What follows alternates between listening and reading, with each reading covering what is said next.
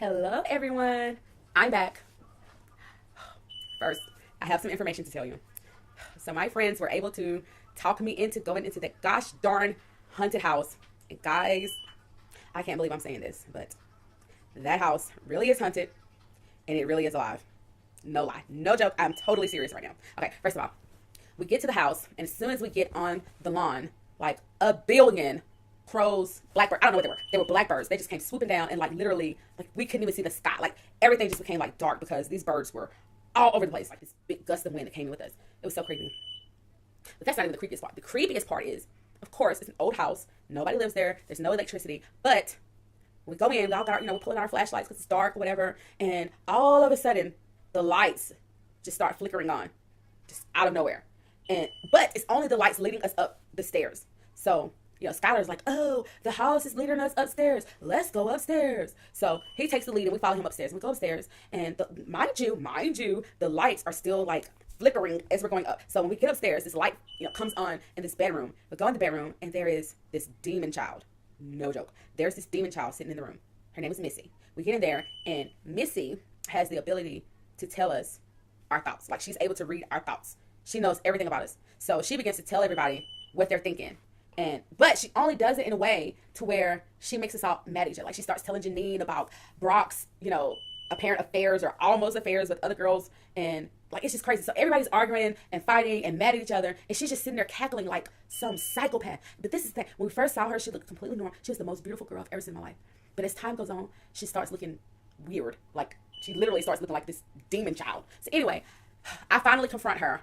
And as I'm confronting her, she gets so angry with me. She stands up on the bed and she starts screaming and yelling. Like it was the most terrifying moment I've ever experienced in my life. But as she's like frailing her arms and screaming and yelling and everything in the room is like flying around the air, like I just like grab everybody and say, leave, like, let's go. So I push everybody out the door and we're out the door. And when we get out the door and we're headed back downstairs, we get to the foyer and the door will not open. So we're all panicking and freaking out because we cannot get out of this house. Like the house is like hauling and there's wind flying everywhere and there's all these weird sounds and noises and screams and like we were screaming. I'm not gonna lie, we were screaming and kind of losing it, but there were like screams coming within the house. And so just out of nowhere, Ansley comes busting through the front door. We can't open the door, but Ansley just comes busting through the front door.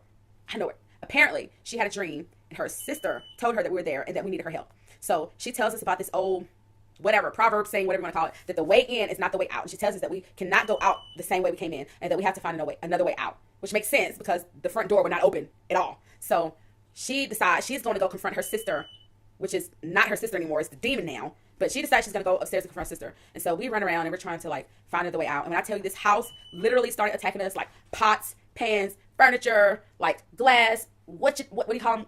Whatnots, whatever, knives, everything is like literally flying at us. Skylar actually got stabbed by a knife. He's okay. He's fine. But like the whole house turned against us. So I find the back door. And so we get to the back door. I push everybody else out the back door. And then like it hits me. I have to go get Ansley. So I go back to, the bottom of the stairs and I'm yelling at Ansley to come down. She's like, I'm not coming. Y'all just leave without me. It's fine. I promise you I'm okay. So I lock the front door because I don't want anybody else to get into this freaking house because the house literally takes you, sucks your soul and possesses you and then go out into the world and do like crazy things. So I lock the front door. And if I thought the house was attacking us before, imagine that times 55,100. Like, I don't even know how I made it out of that. I know that God is real. I don't even know how I made it out of the house. But I lock the front door and the house just goes berserk on me. It starts like literally trying to kill me. Like, I really don't know how I made it out. So I get to the back door and before I go out, I lock the back door and I slam the door and I'm out. And as soon as I hit the lawn, I hear a gunshot. I can't help but to think that Ansley sacrificed herself for us.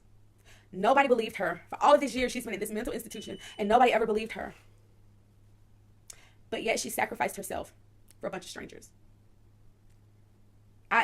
There's no 100% way of knowing whether or not she's dead, but the only other way to find out is to go back in that house. And that's not going to happen. I'm not going back in there. And even if I wanted to, I locked the doors.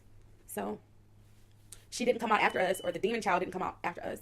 So I have to believe that Ansley sacrificed herself for us. She will for always and forever be our guardian angel. And I feel like I owe it to Ansley to live life well. Like, I have to do better. Like, with everything that happened with my father and over the past, week, I don't think I'll ever be the same. How can I ever be the same? This is the deal with